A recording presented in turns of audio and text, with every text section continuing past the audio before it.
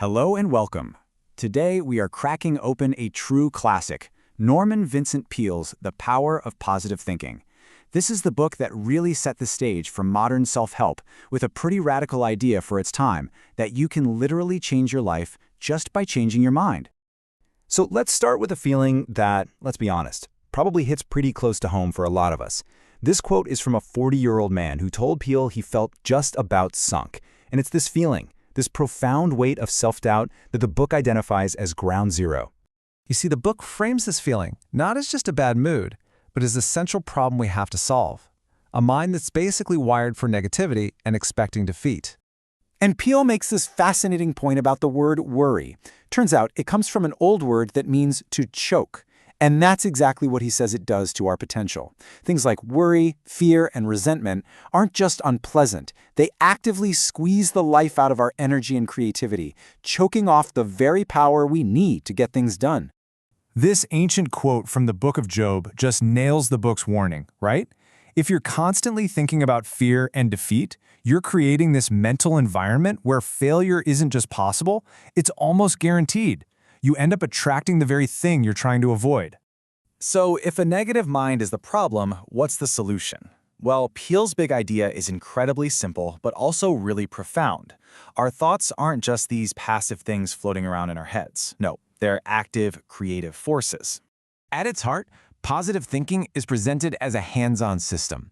It's the belief that if you consciously choose to have an attitude of faith and optimism, you can directly influence and actually change your reality. It's about going from being a victim of your circumstances to the creator of them. So the book basically lays out two different paths. On one side, you've got the mindset that just expects to fail, gets totally bogged down by obstacles, and just drains your personal battery. But on the other side, you've got this triumphant thought pattern, one that expects success, visualizes solutions, and unleashes your inner power. The key argument? The choice between them is completely up to you. Okay, so this all sounds good, right? But how do you actually do it? How do you make that switch from one pattern to the other? Well, Peale doesn't just throw the idea out there, he gives us a practical method for making it happen. He boils it down to this clear three-step process. Think of it like a kind of mental and spiritual deep clean. You got to clear out the old junk before you can bring in the good stuff. And I gotta say, I love this image he uses, the vacuum cleaner method. The idea is that you have to actively and consciously suck out all that built-up negativity. You have to literally pull out the old fears, the resentments, the guilt, before you can replace them with anything better. All right, so once you've cleared out the space, the next step is to fill it with faith. Peale uses this famous biblical quote to show that faith isn't about how much you have, it's about the quality.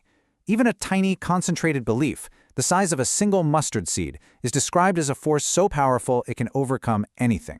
The final step is to picturize it, to vividly see yourself succeeding. The book tells this incredible story about a baseball team that was just stuck in a massive losing streak. So their manager gets a preacher to come and bless their bats. And what happens?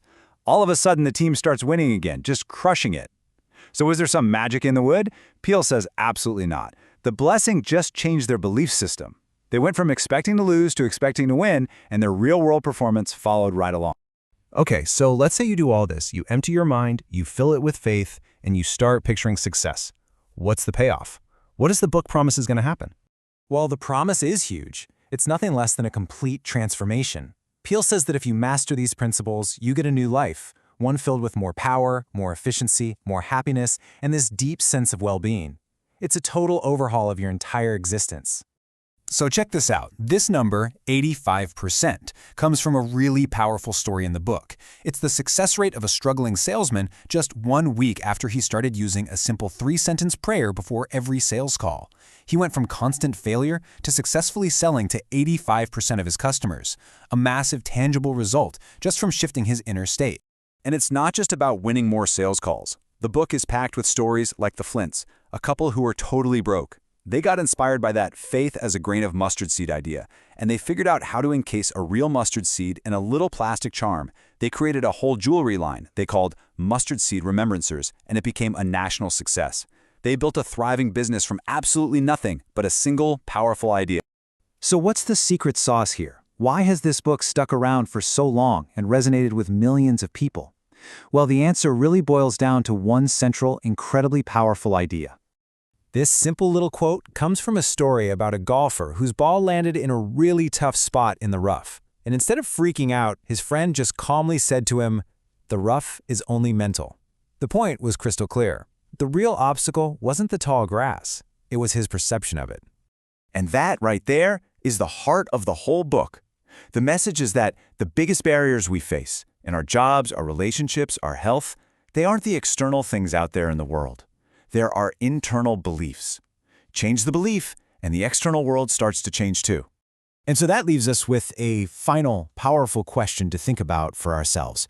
When you look at your own life, what's that one impossible obstacle you're facing that might just be a rough that is only mental?